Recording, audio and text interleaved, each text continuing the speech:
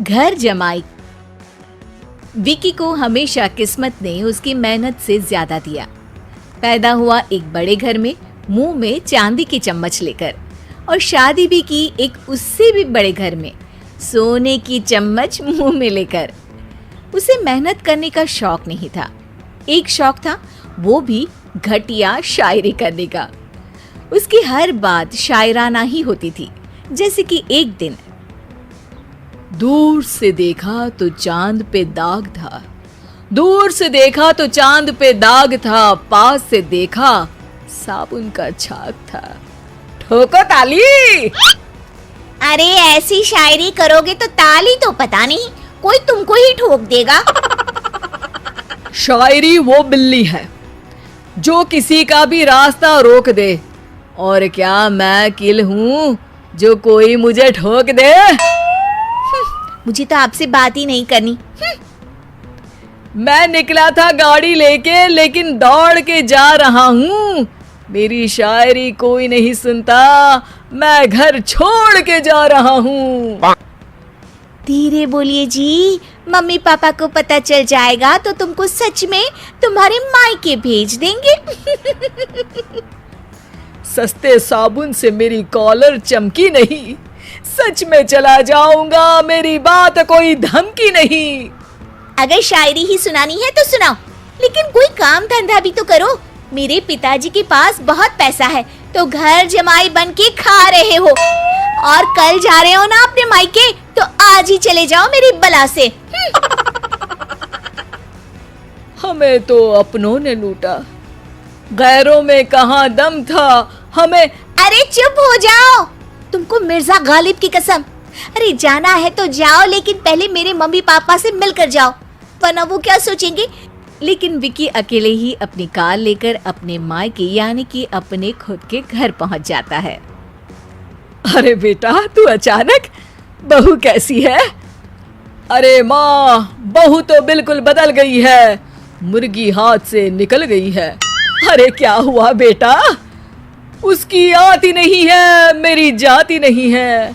मैं करता हूँ शायरी, उसे भाती नहीं है। मेरे पास उसका फोन आया था बेटा, सही कह रही है वो।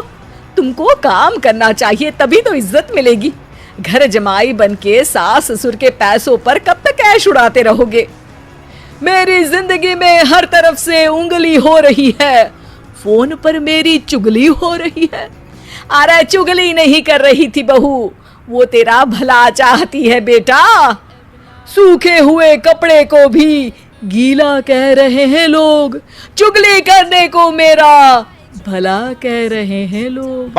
ठोको ताली। ये सुन के माँ अपने हाथ से अपना सर पीट लेती है। अरे माँ, ताली की जगह माथा क्यों ठोक रही हो? बेटा तू ना आराम कर, तेरे पिताजी भी आने वाले हैं, खाना लगा देती हूँ। विकी अपने घर भी दिन भर टीवी देखता है, तरह तरह का खाना खाता है, दोपहर तक सोता है, चाय पीता है, वीडियो गेम खेलता है, बस काम करने नहीं जाता। घर में नौकर चाकर है तो बिस्तर से हिलने तक की जरूरत नहीं पड़ती। कई बार तो विकी अपने नौकरों को बिठाकर शायरी सुनाता रहता। कब जाओगे बेटा? अरे कैसी बात कर रहे हैं डैडी, क्या आप मेरे फादर नहीं? आप मुझे भगाना चाहते हैं क्या? ये मेरा घर नहीं।